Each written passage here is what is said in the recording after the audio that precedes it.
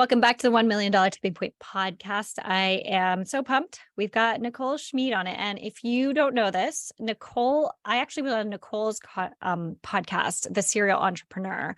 So we're going to put that up on my webpage soon. I've been promoting it, but soon I'm going to have a page just for like podcast interviews that I've been on.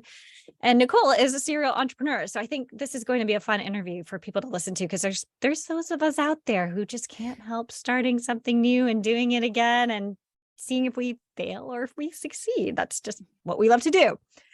So do you want to start an online business using your corporate experience? You should head over to Corporate to Contract and download my 14-day sprint to starting your business. And it's a guide to jumpstarting your freelance business. If you love the podcast, don't forget to sign up for the Tipping Jar of Wisdom, where as a subscriber, you get access to exclusive content every Thursday straight to your inbox with actionable tasks from our guests like Nicole that will help you grow your business. So head over, connect with me on Instagram at virtually Kiri or LinkedIn, Kiri Mohan. I am the only one. So Nicole, hello. Nicole Schmied is a 4-time entrepreneur and the CEO and founder of SmartCookie Media and the creator of the podcast, The Serial Entrepreneur Show, which we had just talked about. So she knows what it's like to have a few balls in the air. Through workshops and done-for-you services, her team creates marketing results in as little as a day. From business owners, politicians, and other go-getters, she has worked with clients across the US, Canada, and Australia. Nicole is a first-generation American who lives outside of Chicago in Northwest Indiana with her husband, Kyle, and their 2 sons, Luke and Will. So Nicole, hello, welcome again. Thanks so much, Kiri, for having me. Excited to be here. I am also a first-generation American. My parents are both immigrants. Yes. So where are your parents from? My dad's from Mexico. Well, so he's first generation on his side, but I'm first generation. My mom was born in Scotland. So she still holds her alien card, right? So she's residential. She's here. She's with us. And the last time she flew, she's like, I may let it go. Now that the Queen's gone, I might just become a citizen. But she's just always, I could never denounce the Queen. Oh, interesting. I thought there was like a lot of hatred though between Scots and the English and the British. So it's about being British, right? Like, so you're a British citizen. So even though there is some animosity in between the countries, it's about being a British citizen. That's what your passport says when you are. So, Mexican first generation on my dad's side, and then my mom, me being the first one born in, you can imagine. Talk about some heated discussions. They're divorced now for a good reason. I feel like that's like 2 different culturally, like the personalities in both those cultures have got to be so different, and like your fighting style and your working style, like everything. Oh my gosh, yes, they are the best of buddies, though. I will say that even to this day, it's been really sweet. Yes. Oh, good. Okay, that is good to hear. So, where are your parents from? My dad is actually from Australia, and my mom is from Italy.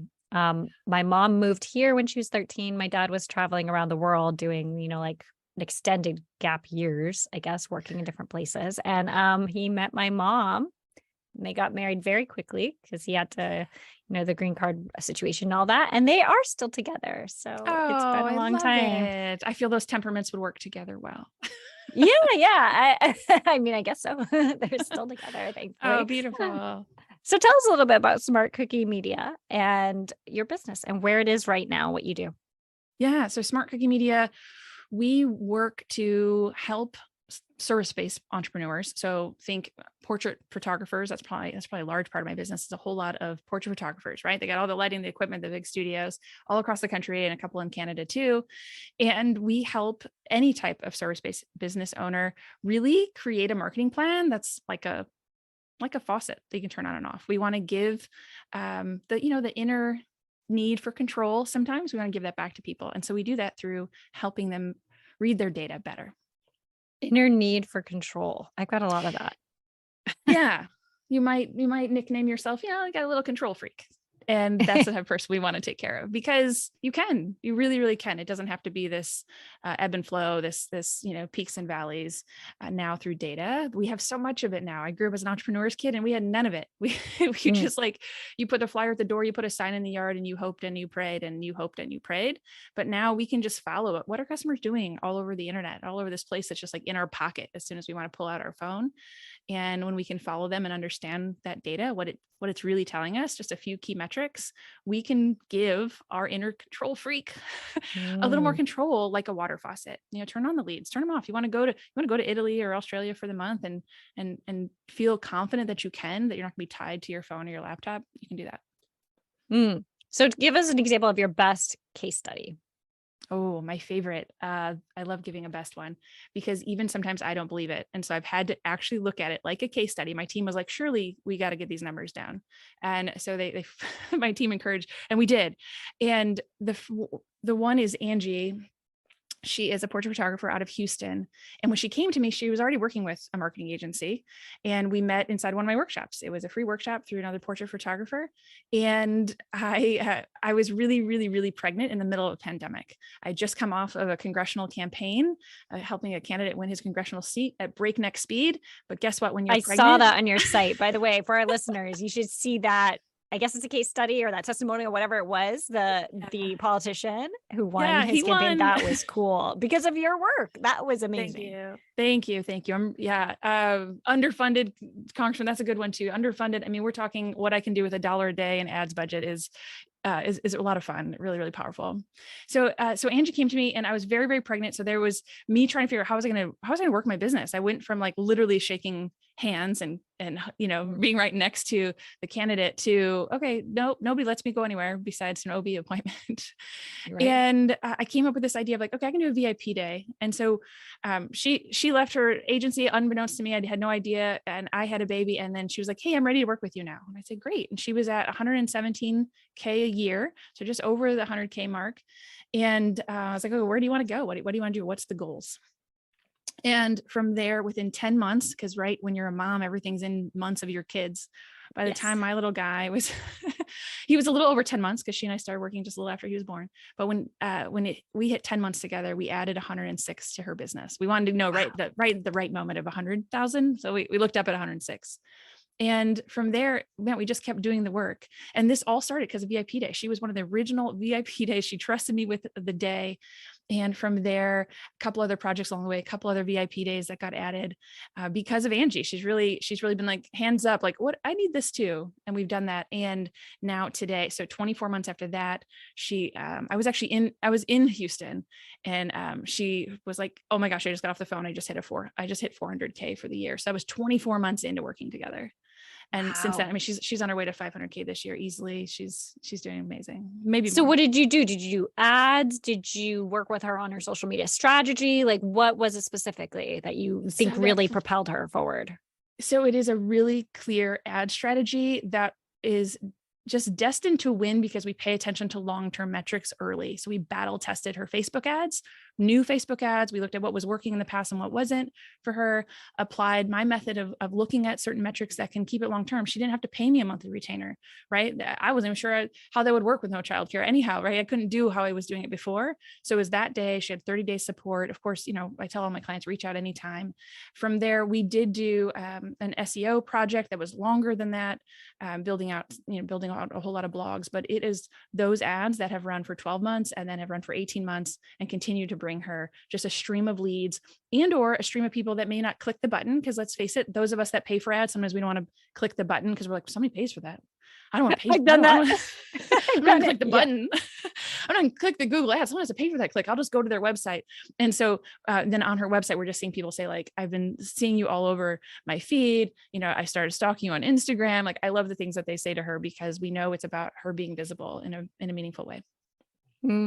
What do you suggest to other people that want to look at, ads and marketing, and what do you suggest to them to help grow their business in a meaningful way? When maybe it's just them, maybe they don't have $107,000 when they're starting off in their business or something like that. Yeah. And Angie would tell you too, that she didn't either. And that she was going from paying somebody $1,000 a month to then not. She just had to pay one day with me. Right. And the VIP day it was half of what it is now. That's true. But we've understood the power now, right? We can flex that power where you're saving so much money annually. So I would say there is a right budget to get a whole lot of visibility, and you need to determine what that is. So even if you're starting out at zero, guess what? We all did. We all did. And one of my favorite things to tell people is to invest in your investments, and you are that investment. So whether it is, like I mentioned, even a candidate who is underfunded, like I'm not big, I'm not here to preach any politics, but like if there was a guy that you wanted to win, this was the guy, but he was way underfunded. He came to the race late. By all accounts, he had an uphill battle, and we knew, if we could flex $1 a day, if we could flex a couple dollars a day, of course, we could be in the pockets of everybody. And so whether you're like Angie and you're like, I got $700 a month or $1,000 a month, or you're like, you know what, I at least have $30. There's a way that you can make those metrics work for you. That's amazing. I'm going to start getting into ads soon with my business, and I'm very fascinated in it because everyone says it's like most people say it's a good way just to bring leads in, just to bring people looking at your stuff. And for our audience, if you are interested in learning more about VIP days, I interviewed Sarah Massey. I think I love Sarah Massey. Yeah, I think it's called Day by Day. I'm pretty sure Sarah Massey and Creating Day Rates is what the episode's called. You guys should go back and listen to it. She just explains in depth about VIP days and day rates and how to get clients interested in that. And she teaches a whole course on it. So she does. Yeah, definitely. I started creating them before her course even was born. Otherwise I would have bought it, but like, it was just starting. And, but I just was thinking, that's all my options are right now. My husband can give me a day and I fill those up. And the beauty is it creates demand and scarcity for what you offer in an easy way. You don't have to feel any way about sales. The calendar is the calendar, and your clients understand that. Were you really stressed since you had just come off of like childbirth? And it was your second, I think you said. It's my second. Yeah. My other guy was How soon did you start working after you gave birth?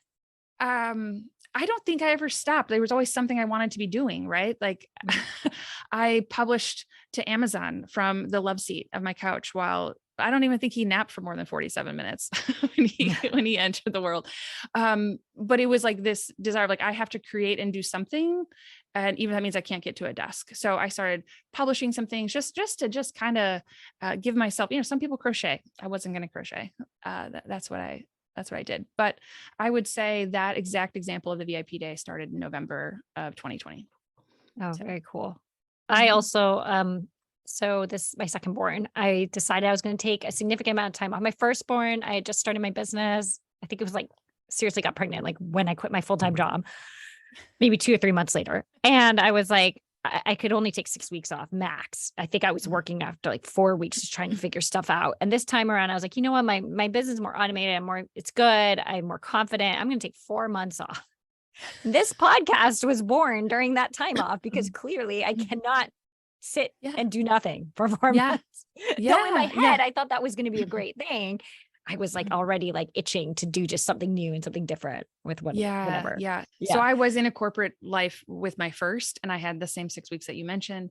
My guy was a NICU baby. So every bit of the plan went out the window. And so this time around I did say like, okay, I will sit. I'll at least sit on the love seat. Like I'll at least be with them both. But the world was crazy, right? There was no family coming over there, even though they're only like 19 minutes away. It was just an isolating time. So mama had to keep her mind busy for sure. My kiddo was born 2022, early 2022. And that was like the Omicron or something. And there was no one allowed in the hospital room. Right. So like we definitely had visitors afterwards, but there's no one allowed in the hospital room. And I actually kind of liked it. It was very relaxing. I do want to talk about your magazine briefly, because you've been sending them to me ever since I was on your podcast, and I love getting them. Where did you get this idea? Oh, and by the way, I shared one of the articles in it with my group coaching. We are working on the cohorts working on unique value propositions. Actually, we're meeting again next Wednesday, and I sent them the article because your magazine came in and I was like, oh my God, perfect timing. So supported you in that way. Tell me about the magazine and where the idea came from, because I love it and I do look forward to it. Oh my gosh. Thank you. Well, I will drop the affiliate link because that's what it is. It is something that makes me look that good that I remember the first time somebody else got it that was closer to me. I don't know if there was a brand new team member or not. She's like, when do you have time for this? And I was like, oh friend, I don't. I get to curate a few pieces. But there's a team somewhere else that does it all for me. And so it's called Reminder Media. That comes from my mortgage background of maybe a million years ago, 2005, 6 or 2006, 7. And there's exactly what you have, this publication that would come out and for realtors to show off to their past clients, just to stay in front of them. And most of them would only send it like once a year. And it was always the top dogs that did, there was always a few of them. And you kind of own your territory, well, not territory, but you own that address, like your address. No one else is gonna be able to send you one now. As long as I'm sending to you, no one else can. And so it's really, really special for realtors, but they never had anything else for entrepreneurs or service-based business owners and until recently. And they just came back on my radar. And I was like, wait a minute, you have a business in action. Let me read it. Is it any good? And they're like, yeah. And here's what you get to pick and choose and change. And so there you have it. I like it. I like it. And I look forward to it. I would like to backtrack a little bit in your career. As a serial entrepreneur, you just mentioned being in real estate. You had a residential roofing business. Talk to us a little bit about how you evolved over those years and because they all seem very different, like real estate, roofing, media, like marketing, basically. Like, how? Yeah. So I grew up as an entrepreneur's kid, which is basically code word for learn marketing early, learn proposals early, learn taxes early, learn every bit of the operations early. And we all have moms and dads, right? And sometimes because they've taught us or nurtured something, or despite of their example, like in spite of their example, we've learned it. So I had two, they both were in business. My mom supported my dad in what he was up to, and later they divorced, but they still managed to own businesses. So no matter what home I was in or around, there was a business being run. And I was an 80s baby that was raised with my dad, a single dad. And I was usually just his little lucky charm going on to all the job sites. If you've ever seen the movie Curly Sue, it was like that without like the scamming. He had his own roofing business. And so I learned more and more. And probably by, 9, 10, 11, I remember one time my dad printed me a business card because I was like, Dad, one day I want to have a candy store. And he was like, okay, what are you going to name it? And Candy Galore. And he made business cards. He would just encourage every single time, or we'd go to a vendor shop and there'd be brochures. And I'd be like, can I have one of those? And he'd be like, here's two. And, I'd go home and I'd play with my buddy Donnie or Sarah, and we'd play shop. Right. And that really where the first lessons learned was. I was seeing sales in real time. I was seeing a negotiation happen. I was seeing what goes wrong when you aren't licensed or in a permit goes sideways when you're on a job. And in every way, sales was always talked about. There was never a dinner conversation, or even it was dinner on the road. Let's be frank. There was not, do not picture little Nicole and Dan sitting, table prepared. They was just on the go all the time. And I found out by age 12, I loved supporting them both as entrepreneurs. I loved making sure that they had their, my dad couldn't write a contract that was legible, in my opinion. I was like, shouldn't you have been a doctor? He was like, oh no, couldn't do the schooling. And so that's where that started. So by the time I went to college and got my MBA, because my dad and my mom always encouraged, go to school, go get a desk job. This life is hard. Go do something else. Well, I did that. And I got the bank job actually while I was still working on my my undergrad. And I was like, I remember coming to both of them and saying, I know why you don't do this. This is the worst. Like, I'm in a hole all day. This is the worst. Yeah. There's a reason why you don't do this for your life. The freedom and flexibility that you have. Sure. Sometimes I wasn't sure where lunch money came, and then lunch showed up at 11 o'clock in the day, but you had the freedom and flexibility to be there, to parent me, to be with my sibling. Anyway. And so that's really how it all began. So when I finished up my MBA, the market was crashing. I did all the things that I was told to do, right? Went to school, got the MBA, got the jobs, worked in some corporate, grew to a 3-state territory with corporate. And then I was like, wait a minute, the recession just happened. We bought a house to flip for our own life. Everything started crumbling. And I was like, well, there's one thing I can count on, is I know how to sell. I know how to market. And so I knew I couldn't take over my dad's business. It was messy. I couldn't do it. So I was like, well, I'll start my own. And so that's what I did. I became the only female licensed contractor in our area, licensed roofing contractor, I should say. There were other GCs that were female for sure. And I was never swinging a hammer. Let me be really clear. That's where I think it feels so big and different. But instead, I was out there doing sales, doing marketing, coaching a sales team, project managing my team the way I watched my dad since I was tiny. So were you competing against your dad? Were you in the same area? Funny, we rarely came up against each other on jobs because a lot of mine were insurance based, and that was a lot of the paperwork I would have done for him. So, I mean, in some cases, but I was always just trying to bring him into the fold constantly. At that age, let's see, he would have been like, I don't know, in his 60s. And I was just hoping that he would have done more sales and more sales coaching for my team and been a part of that. And So no, we were always working together, but by and large, a lot of my stuff was either larger residential, like, span of townhomes or insurance, because I would check all those boxes where dad was Oh, like, okay. just get this done on the hood of a car, kind of thing. So two Okay. different Okay. styles. They didn't always compete with each other. Okay. I was imagining you like going out and him being like losing jobs to you. And I was like, how does that Yeah. dynamic Yeah. even work? What would happen? Yeah, no. So I do have two other uncles that are also in similar business. And occasionally one of the uncles and I, it's really collaborative. When you grow up this way, there are deals happening at pool parties, at dinner tables, at picnics with family. Like, it's always happening. So there might be someone's license in one area and you give them that job. So it was never a competition. It was just more like collaboration all the time. Usually Okay. a bird dog was exchanged. Here's 100 on that one. Here, I got 500 on that one. Yeah. Okay. When did you decide to leave that business and then go in and create SmartCookie Media or whatever your next step was? Yeah. So did that hit 500,000 really quickly, like that first year, and just was like, oh, okay, here we are. This is what we're doing. That's 40K, 50K months. Let's go. And then all of a sudden, I remember I woke up. I would always wake up anytime the rain would hit the gutter behind my bedroom window, and or hail. And my mind would first go to, at 4 or 5 a.m., whose roof is open. And we didn't ever have a practice of having roofs open. But if we had been somewhere that there was a storm, their roof may be open until they were approved, for example. And so my mind would go to that right away, and it would be like, who's open? Or wait, is that a hail? Is that hail? We got to get out. Like, there wasn't the software that they have now where they can like track things and like you can send out postcards. It was just becoming online where you could really segment and sort that out. Instead, you just saw trucks show up where there were storm damage. And it was one of those times finally in that third or fourth year that I was like, I want to be a mom one day. How in the world am I going to keep hearing the pinging of the gutter when I really need to be hearing and waiting for the cry of a baby? Or, oh, it's mealtime. Let me get to the baby before.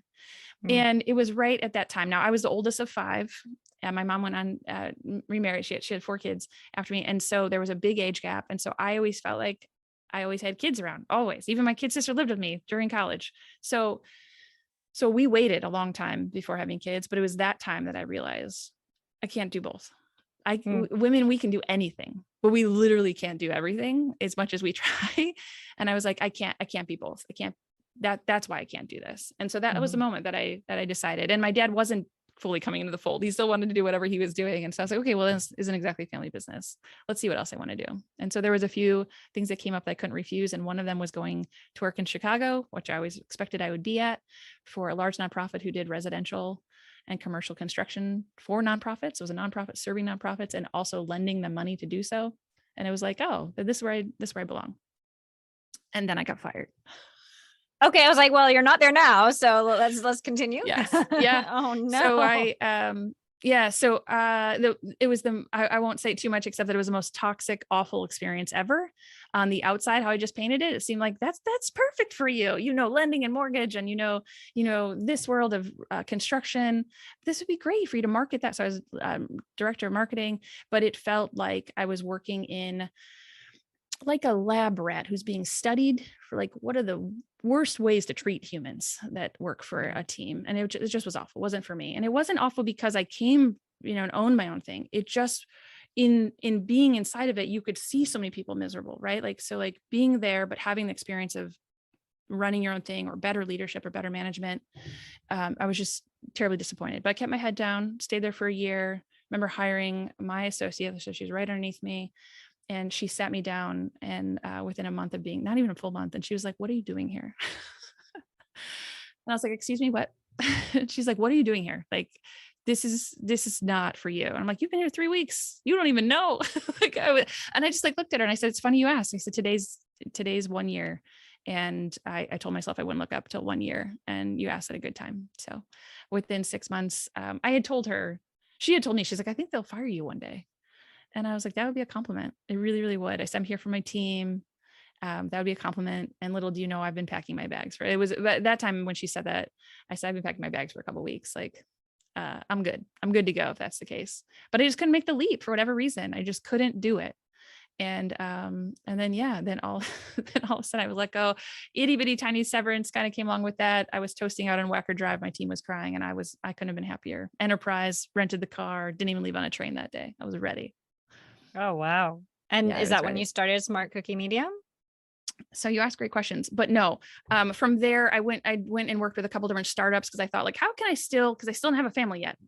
How can I, um, be safe, right? Like have the corporate work as we start to figure out family, right? And so I was like, well, I can get what I need out of working at a couple startups. And so tried that.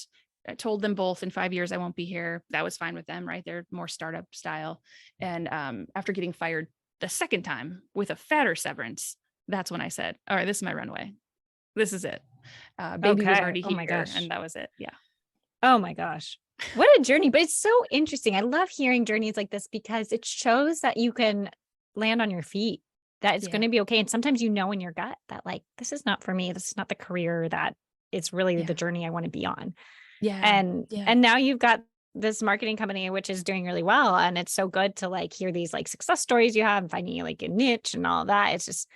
It's just interesting. Now, you did talk a little bit about like management and leadership and your experience. How do you think that's changed over your journey and especially now in your current company?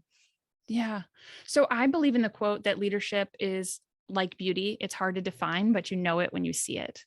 And being the only kid between my two parents, the leadership drum was beat often. My mom was really, really shy, and she would put me on stages as early as 4. Before you know it, I was at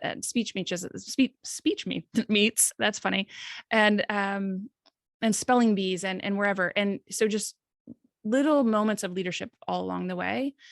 In college, I was picked up for a leadership. I got to apply to this thing called the Northwest Indiana Leadership Institute, and there were also examples of really great leaders around me. And so it was just kind of this thing I was always paying attention to and studying, always thinking, how do people want to be treated? I think it's human and kind. Like I think it's both, right? Humankind. And I was seeing it in some places and I wasn't seeing it in other places, but I knew I could be that for a team. And I knew I could set them up for success. And so it was just a matter of where did I want to do that at? In all of the career choices, it was always marketing and sales for me, right? And it was just a matter of would leadership above me allow me to do the things that I know would work? Would they let me experiment the way marketing is meant to be experimented with? And when I couldn't find that, some places would and some places wouldn't. When I couldn't find that, I just knew, well, then I have to do it for others. Because if there's somebody that's going to let you, it's going to be the person that hires you and continues to pay you to say, yes, do the thing that's going to help me grow. I trust you. And so now instead of just choosing to do it for one, I was like, let's do it for 41. Let's do it for 50. Let's do it for 100. And it never dawned on me before. Like I just kept thinking like I'm doing marketing for somebody else or small scale myself.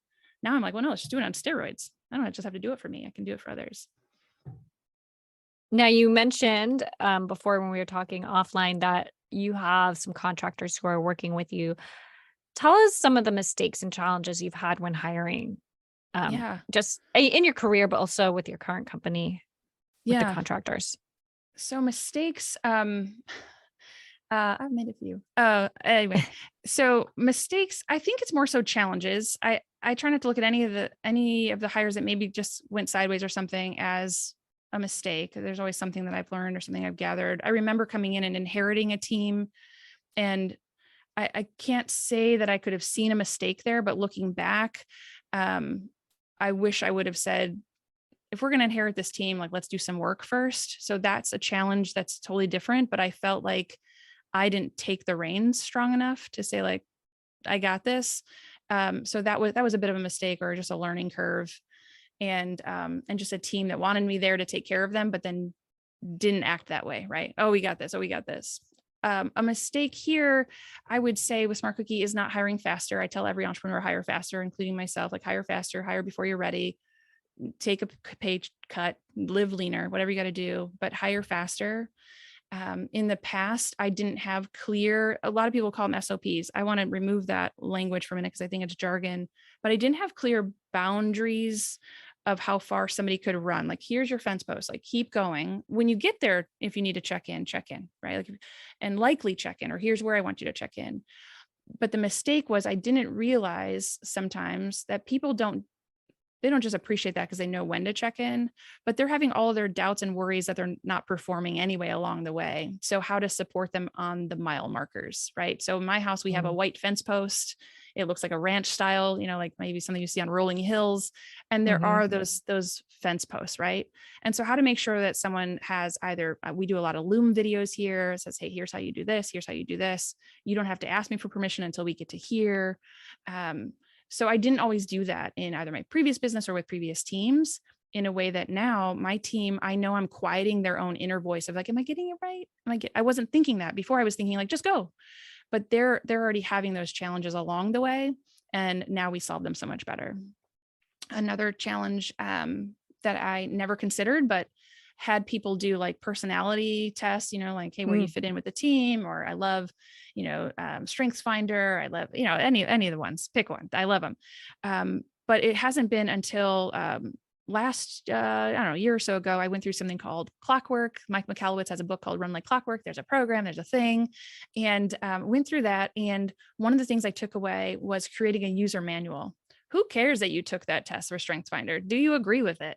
And so we have everybody individually write their user manual. Like, here's what I agree. This is what I took away. Oh my gosh, this is spot on. When we get in a situation like this, I need this from you, or I need this from management, or I need this from coworkers. So that way we don't have to understand every bit of the Briggs-Meyer on you. We barely understand our own fully, right? Instead, it's this condensed user manual that yes, even though they're contractors, I have them write up so we can all work better together.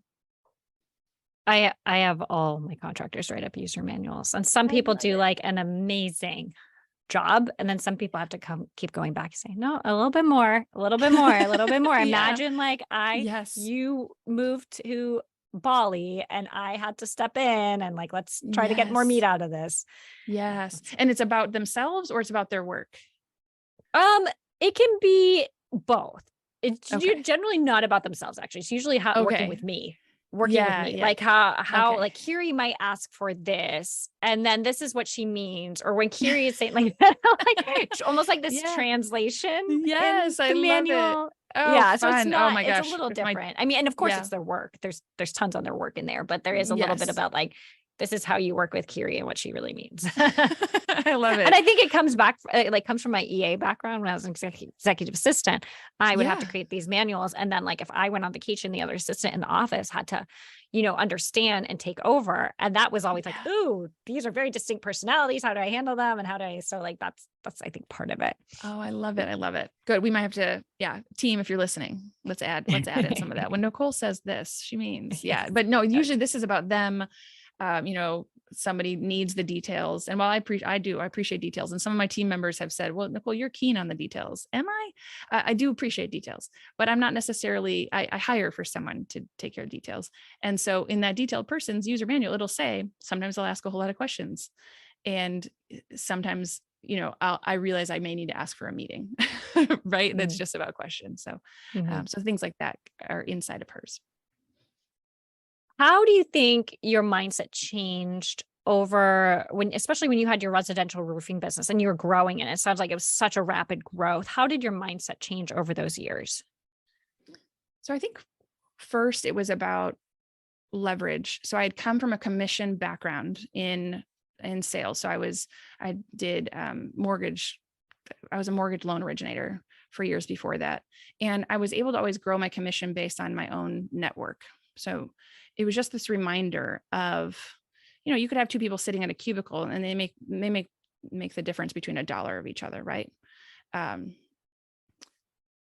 when I kept moving up in my commission levels because of my own network, my own doing, my own growing my network, which is basically hello marketing, making sure people in your network know what you do, I realized just the power of leverage. That then when I hopped over and decided I was going to build a residential roofing business and get people to take me seriously, it was going to need to be, how can I leverage what I know to grow a network fast?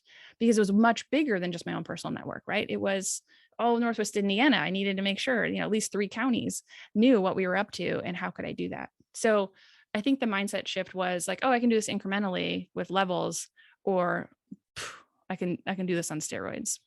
And realizing I only have that answer. No one else is going to have that answer for me, especially, there's no guys in roofing that were like handing out answers back then. There was no group coaching. There's no mastermind. There's nothing like that. So I think that was one of the big things, is my unique ability in figuring out how do I leverage that even more. From there, I think the next evolvement has been, well, if you can do that, what does it mean? Can you double down? What else can you do? How else can you refine that and understand that for others? So now in this case, it's not just about one and done, this business, like just the roofing business. Now it's, well, how can we get really good at, here, but now we want to get really good for others as well. Because I believe in the power of referrals. While I don't want that to be anybody's marketing plan, because that's a fickle marketing plan for you. And yes, it's good. And yes, they come really warmed up, but people are people-y is what I say. So they got their own stuff and they're going to get distracted and busy. That I wanted to make sure we had a really solid foundational way to do that same growth for others. And so it was just one more time figuring out, okay, what are the pieces people can really leverage? I like that a lot. What do you think has been the best investment you've made and the worst investment? Let me have a second. Let's see. Well, the worst investments are always the ones that I don't take seriously and I don't follow through. I believe what you put in is what you get out, right? The best investments are always, every single time without fail, they're always something to grow my own know-how, my own, right? Like it's not necessarily techie things, but it's always something that's going to push me. Like personal development or just even learning a new software? I want to give you like one that's like, ooh, this was the highlight. So let's see. I mean, one of the best ones was a $68,000 home that we bought when we weren't even engaged yet. Like, I think we knew we were right for each other, but like that house, we've been able to, from that little tiny start, and it's just terribly ugly. I should post a picture sometime, just like where we started. Like that was probably the best investment because it forced my husband and I to work together. We got engaged inside that house. Like he didn't do anything elaborate. There was no hot air balloons, folks, but it was just so meaningful. So I would say like that investment like was tied up so many things, in a work relationship with him and being a team, getting things done. My hands still ache when I think about refinishing those floors. But like in terms of investment, that little tiny $68,000 house that was just part money pit, part it all worked out in the end. That was probably one of the best ones. The second one, I really loved working with Clockwork because it helped me think through systems differently than I had before, that I just kept making some of them harder and they didn't have to be. So I would say that if there was a personal development one, that would be it. So Clockwork, you said it was like a book, but is it also a course or like a learning platform or something? Yeah, they have a program. And I didn't know that when I had the book, when I read or it was Audible. And then sure enough, at some point their ads chased me around the internet and I did their like boot camp. And I was like, oh my gosh, yeah, Mike's behind this. And he has somebody that's like really behind it. And she's really, really powerful in what she knows when it comes to systems and running like Clockwork. And yeah, so you spend a year with them learning all of these systems with the goal or promise to take 4 weeks off. But my goal and my promise for myself had always been just to only work 3 or 4 days a week, to start a podcast. So then I only had to work 3 days a week and grow the business the way I wanted to. And so many of those systems I use today and have helped me in so many different ways, helping me hire people easier, faster. I can get 400 applications in for something I want to hire for, and the 6 will just like emerge because of going through that. So that's probably like the best coursework I've ever done. Okay. I'm going to put that in the show notes, the book and the program. Yeah, Thank you so much. Yeah. How do you think you stand out from your competitors with SmartCookie Media? The big thing is I don't want anybody to be held hostage.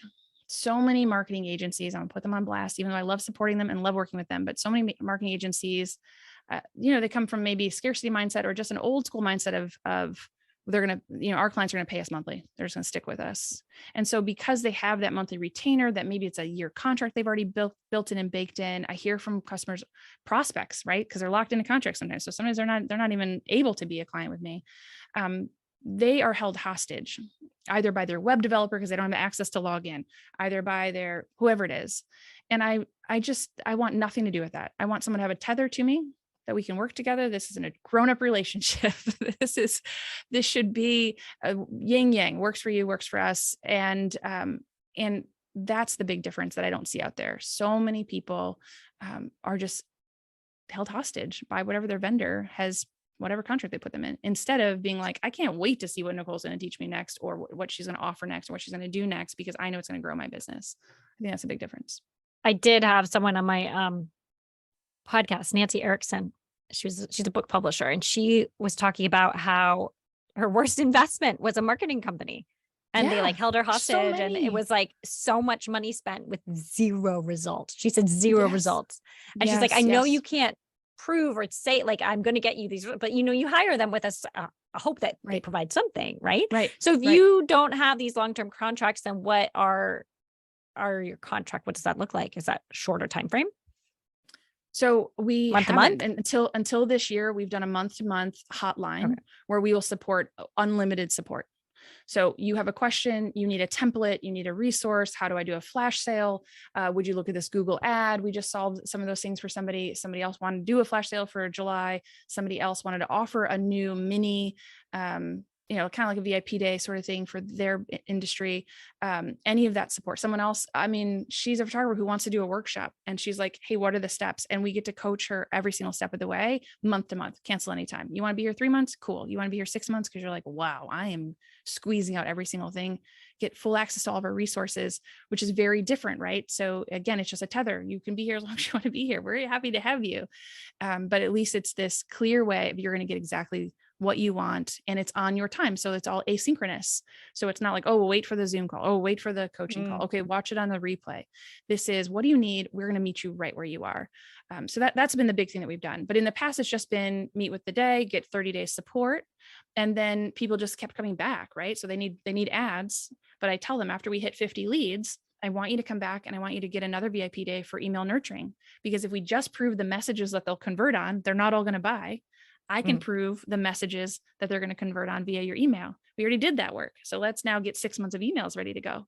And so it's just been, instead they're on a roadmap with us. When they're ready for that next step, they take that next step and do that next VIP day.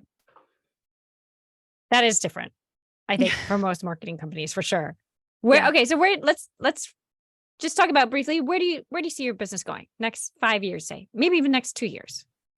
So SmartCookie Media was named media for a reason, and which I'm excited to share that with you because your background's in media. We weren't called SmartCookie Marketing on purpose, because media opens doors that marketing agency can't. Now, I knew we could grow fast with marketing, but likely we're going to see it go two different directions, not different, complementary. One is giving people the power of all of their data in one place.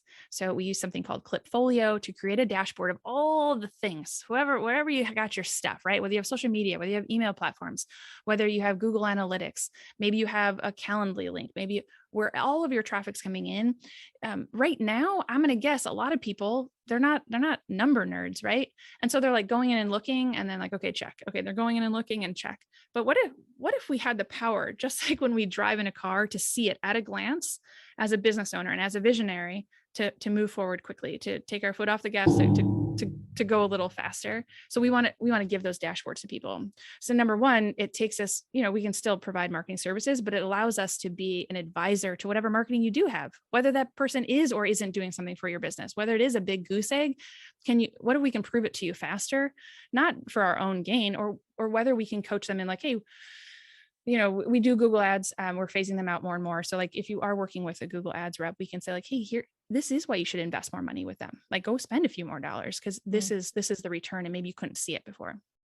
And then the other one will be producing podcasts. So we've already produced our first. It hasn't launched out there yet in the world, but Mind Your Money podcast will be out soon enough. So you're going to see us producing a whole lot more as well for others, not just for ourselves. Awesome. Yeah.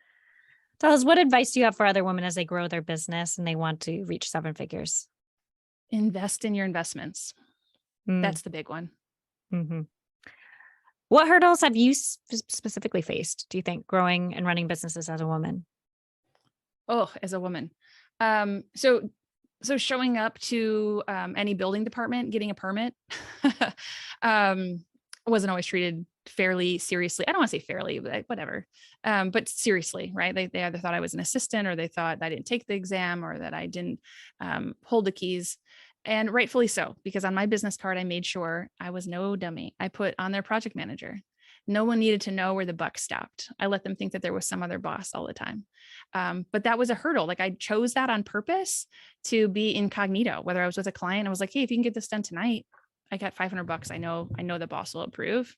You can sign it, and it would work. Like it felt crazy, but I would watch somebody who didn't respect my position potentially as owner. And I just used that to my advantage and said like, hey, we can get it done. I know I get $500 off. And before you know it, they're like, oh yeah, okay, great. So those were some of the things, just not being treated like I deserved a seat at the table, even though I did all the same things that those guys did. Now, in some cases, I wasn't up there slinging shingles, for example, so they could feel what they could feel about it. But I sure as heck could draw it, show you the science, everything behind it, and convince you why one material is better over another. So that was a problem. Moving forward as a woman, though, there have been conversations people should not have with you in corporate specifically. I remember somebody saying, I've always had an opportunity to work from home way before the world changed. And I remember someone saying like, I just need to know that you have care for your child when you are working at home. It is none of your business. Heck yeah, I have care. Like clearly dad, you've never had a toddler running around the house or a baby who needs to be nursed or like, yeah. Yeah. But those were lines I'm like, you would never ask. Like my husband would never be asked the question, do you have care for the kids while you're working today? Yeah. You would never be asked that question. So some of those, but I'll tell you in all of those though, the benefits far outweigh, right? It is saying, I need this time or yeah, I'm going to take, the reason why I shut down $1 million business was because of the wealth and value I get out of having and growing a family. Like you can't put a dollar on that. Today my kiddo said something about why moms are strong. I'm like, I'll tell you why moms are strong when you're older. And I was like, we do things that dads would never do. Don't worry, kiddo. So I like that. It's funny. I have a story where my daughter, I have tried so hard to like create this lifestyle business so I can be there with her. And this is probably 2 or 3 years ago. And my sister is a teacher and her husband's a stay-at-home dad, or he does some work part-time, but it's all from home. And my daughter said to me, and I'd been working on this business for years, so I could have a family, have them home. And she goes, Mama, you should just get a job like Auntie Zara, and then you can make money. And I'm like, why has this totally gone over your head? Like, yes, you see me on like, I'm like, oh, I have a client call. I need to do like, she sees me where I thought it was going in there, but she was just like, no, you got to get a job to make money. And I'm like, how old is she? Now she's 7. Now she's 7. Okay. Now she understands more. I think that was like, she was 4 or 5 around there. Yes. I was just like, hitting my head on the wall, like all this work I've done to show you that like I can do so much and I can like, and no. Yes. Hoping that it gets in, especially for little girls. Yeah. My little guy, my mom taught him, she would watch him. He was 1.5, 2, just barely talking. And she taught him a line that later some spammer on the internet, totally warped it. But she would teach him, just tell mama, go make that money, honey. Because he was so upset when I'd leave to go downstairs work. I got to go to work now. Why do you got to go to work? Why you got to work? Right. Well, there's a few reasons. And so she would teach him that line, go make that money, honey, so that he would be excited for like, oh yeah, go make it. And he is the kid that now we are saving for Disney. We're going to Disney in November. And so I'm teaching them about saving. We have this like see-through bank so they can see the money and the Mickey Mouse gift cards and I sold something on Facebook Marketplace. I don't bring my kids outside when I sell something on Facebook Marketplace. Guy was nice. We chatted. He's an entrepreneur, of course. And so we chatted for a few minutes. Apparently he owns the local ice cream truck. So we chatted far too long for my 2-year-old. Came back in. He is a sobbing mess. And I show him like, hey, here's the $45 I got. And he was like, oh. And I go, how much do you think we should go put in the Disney fund? Half of it? And he was like, nope. And he just shoved it all in. And I, and part of me is like, okay, that's going to backfire one day. Like he's going to value money too much, but he just didn't understand that was what the transaction was. But he understood like, oh, this is what you were up to. Now I understand. And now I know where it goes. So like, yeah, you hope that it doesn't backfire. That's all I hope. I will say this has helped for me, and I'm going to do this with my son when he's older, but my daughter would have trouble when I went downstairs to work too. And, I have to work. And then finally I translated, I said, this is fun for me. I love doing this. You know, Yes. you love playing with your toys. This is what I love to do. It's just all Yeah. on a computer, but this is really fun. This is my playtime. And that actually helped her Yes. work Oh, around like, I you're love not it. leaving me. You're doing something you love. So Yeah. I don't know if that's going to work with my son. Who knows? But it worked with my daughter. Oh, I Anyway, love it. I may try that. share with us, where can we find you, your website, social media handles, anything if people are interested in connecting with you? Yeah, for sure. So smartcookiemedia.co, not .com. I also hang out on LinkedIn and Instagram all the time. You can find me LinkedIn, Nicole Schmied. Instagram is also Nicole_Schmied, and Facebook is probably one of my most common places to be. If I'm going live or I'm sharing a new tool, you can find me there at Smart Cookie Entrepreneurs. Great. Thank you. What is one philosophy, mantra, or quote you try to run your business by? It always feels impossible until it is done. I like that. It's so true Nelson for Mandela. everything. Yeah, it's so true. All right. Somebody Thank you else said so to me recently, work it till it works. I'm like, oh, I think that's the same concept. Work it till it work works. as it is, but yours is more eloquent.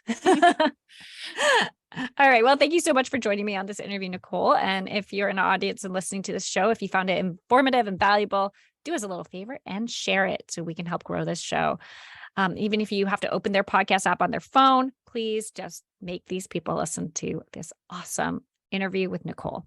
They'll thank you for it. So until next time, you can find me on LinkedIn or tag me on Instagram at virtually Kiri. So thank you again, Nicole.